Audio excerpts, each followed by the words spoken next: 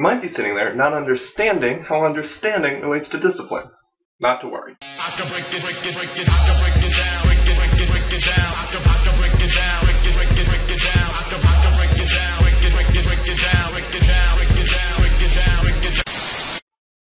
Emerson breaks Chapter 5, Discipline, into two main parts: coming to better understand nature through facts and science, and coming to better understand nature through understanding of reason and character. Notice we're dropping this understanding word a lot. So what does the word even mean? Understanding is to perceive the intended meaning, significance, or explanation of something in nature. First part of the chapter essentially talks about the importance of education as a discipline.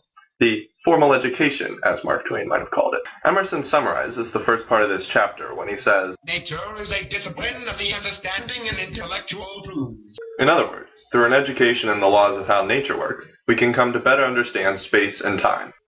But inevitably, through this education, Emerson points out that we come to understand that nature itself works within us, and therefore the limitations of space and time begin to fade. The second part of Emerson's chapter on discipline discusses how we must hone our reasoning skills to develop a better understanding of ethics and morality. It is also that we must come to understand how our words and actions not only affect others, but affect others' image of us. Emerson closes by stating that the best way to develop an understanding of ethics, morality, and even intellectual truths is to analyze the knowledge and understanding of those around us. In other words, we don't always have to learn from our own mistakes. Sometimes it's just as important to learn from the mistakes of others.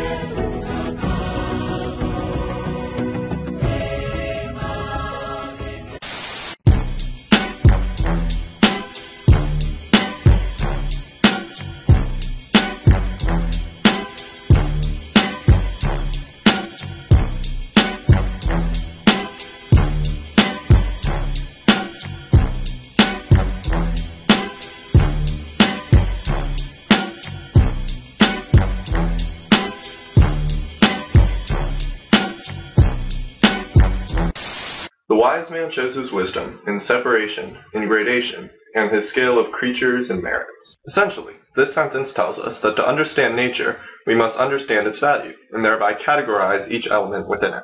A shovel is not the same as a dump truck, though both may carry dirt. A shovel is not the same as a bulldozer, though both may move earth. And a shovel is not the same as a backhoe, though both may be used to dig. However, a shovel is unique in the fact that it may be used to perform all three of these tasks, while the rest are limited to their individual use. By doing this, we can come to a better understanding of the world in which we live, and thereby manipulate it to produce a greater good. And as it says elsewhere in the essay, not only resemblances exist in things whose analogy is obvious. The river as it flows resembles the air that flows over it. In other words, the things that we create and the society within which we live directly reflects the people living within that society. The idea is very much reminiscent of the Puritan archetype originated by John Winthrop of the city upon a hill, wherein the success of the society was a measure of the predestination of its people. Take, for example, this society. What does it say about the people living in it? How might a society with robots and flying cars reflect the different mindsets and reasoning abilities of the people living in it? But as Emerson says, every such truth is the absolute end seen from one side, but it has innumerable sides. Here he warns against restricting your understanding of nature and society by seeing things as one-dimensional, but rather that we should attempt to find deeper meaning in everything. Emerson points out the primary way to come to a better understanding of the people around us when he says, "Words and actions introduce us to the human. Don't judge a book by its cover." In closing, Emerson states, "Unity is still more conspicuous in action. Words are infinite organs of the infinite mind.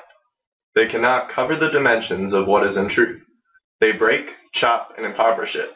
And action is the perfection and publication of thought." Basically, just actions speak louder than words. Don't let your understanding of nature and others be restricted by words found in the dictionary.